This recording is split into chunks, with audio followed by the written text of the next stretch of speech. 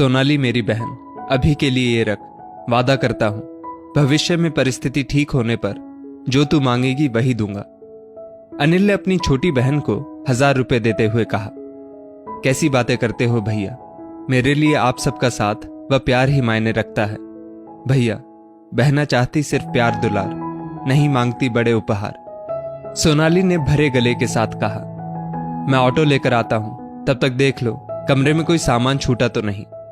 इतना बोलकर अनिल ऑटो लेने चला गया। तभी सोनाली की मां उषा जी ने बहू सीमा से कहा, रास्ते के लिए खाने का सामान अच्छे से पैक कर दिया ना? जाओ कमरे में देखाओ सोनाली का कोई सामान छूटा तो नहीं। सोनाली अपने मायके आई हुई थी। 15 दिन रुकने के बाद वापस ससुराल जाने का समय आ गया था। सोनाली के भाई अनिल की नौकरी जा चुकी थी। वो 6 महीनों से बेरोजगार था। नौकरी की तलाश में दर दर भटक रहा था। अब तक बचत से घर चल रहा था। अनिल पर मां, पत्नी और 2 बच्चों की जिम्मेदारी थी। अनिल ने नौकरी जाने की बात अपनी बहन सोनाली से नहीं की थी। उसे तो मायके में आकर इस बारे में पता चला। तब सोनाली किसी न किसी बहाने भाई के बच्चों को बाहर ले जाती और कपड़े, खिलौने, स्कूल की जरूरत का सामान दिला देती। ये उषा जी को बिल्कुल अच्छा नहीं लगता। जैसे ही बहू सीमा अंदर जाती है, उषा जी ने पैसों से भरा लिफाफा सोनाली को दिया। ये क्या है मां? सोनाली ने आश्चर्य से पूछा। 11,000 रुपए हैं, रख ले, काम आएंगे, उषा जी ने कहा। पर भैया ने तो अभी आपके सामने ही शगुन दिया और भाभी ने साड़ी, फिर इसकी क्या जरूरत है? सोनाली ने आश्चर्य से कहा। पैसे तो मैं तुझे पहले भी देती थी, उषा जी ने कहा। पर मां, पहले की और आज की परिस्थिति में अंतर है, सोनाली बोली। अरे बहन बेटियों को देने से कुछ कम नहीं हो जाता। तेरे पापा की पेंशन के पैसे हैं जो मुझे मिलते हैं। रखे रखे 1 के 2 तो नहीं हो जाने वाले। तेरी भाभी ने तो साधारण सी साड़ी और भाई ने 1000 रुपए पकड़ा दिए। ससुराल में क्या इज्जत रह जाएगी तेरी? जितना भाई भाभी ने तुझे दिया उससे ज्यादा तो तूने यहां खर्चा कर दिया। अभी मेरे पास पैसे हैं, रख ले, ससुराल जाकर अपनी पसंद का कुछ खरीद लेना, उषा जी ने कहा। सबसे पहले तो ये चोरी छुपे मुझे कुछ मत दिया करो मां। भाई भाभी के मन में संदेह उत्पन्न मत करो, इससे मन में गांठें बन जाती है। मां, भैया के दिए 1000 रुपए भी मेरे लिए 1.25 लाख के बराबर है। उसमें भैया भाभी का आशीर्वाद और प्यार छुपा है। मां, सामान से ज्यादा सम्मान प्यारा होता है जो मुझे भाई भाभी से मिलता है।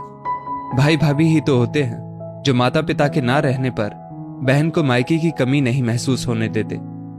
मां, आज के समय में जहां बच्चे माँ बाप को बेसहारा कर देते हैं, वृद्ध आश्रम में जाने को मजबूर कर देते हैं, वहीं तुम्हारे बेटा बहू तुम्हारा कितना सम्मान करते हैं, तुम्हारी हर जरूरत पूरी करने की कोशिश करते हैं। वो पलटकर उल्टा जवाब नहीं देते। पोते पोती, दादी दादी करते आगे पीछे घूमते हैं। बहू एक आवाज में हाजिर हो जाती है, और क्या चाहिए तुम्हें? भैया भाभी ने आपको किसी बात की कमी नहीं रखी। इतनी मुश्किल में होते हुए भी आपसे 1 रुपए की मदद नहीं मांगी। कभी आपसे आपके इलाज, दवाइयों, तीर्थ यात्रा के लिए पैसे नहीं मांगे। भाभी तो मुझसे बड़ी बहन सा स्नेह रखती है। होटल में ना सही, पर घर में मेरी पसंद के कितने पकवान बनाकर प्यार से खिलाए हैं। भैया भाभी ने बेटे बहू का हर फर्ज निभाया। तो आपको नहीं लगता कि मुश्किल घड़ी में आपको भैया का सहारा बनना चाहिए? मैं जो बच्चों के लिए लाती हूं वो हमारे बीच की बात है। आप बेकार में परेशान मत हो। और रही बात इन पैसों की, तो मां, आपके इन पैसों पर भैया भाभी का हक है। आपकी ये छोटी सी मदद डूबते को तिनके का सहारा हो सकती है। सोनाली ने मां को समझाया। हां बेटा, शायद तू सही कह रही है।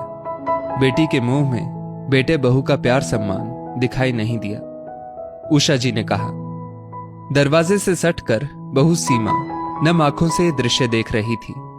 उषा जी ने 11,000 रुपए बहू को देते हुए कहा, रख ले, घर खर्च में काम आएंगे। घर के बाहर जेठ का सूरज अंगारे बरसा रहा था और घर के अंदर आंसुओं की बूंदें सभी के मन निर्मल कर रही थी। दोस्तों, जरूरी नहीं हर बेटा बहू बुरे हो। बुजुर्गों को भी तालमेल बिठाकर रहना चाहिए। सुख दुख में मजबूत स्तंभ की तरह बच्चों के साथ खड़े रहें। इस स्टोरी को लेकर आपकी क्या राय है, नीचे कमेंट करके जरूर बताइएगा। और ऐसी ही और भी बेहतरीन वीडियोस के लिए हमारा पेज जरूर फॉलो करें। धन्यवाद।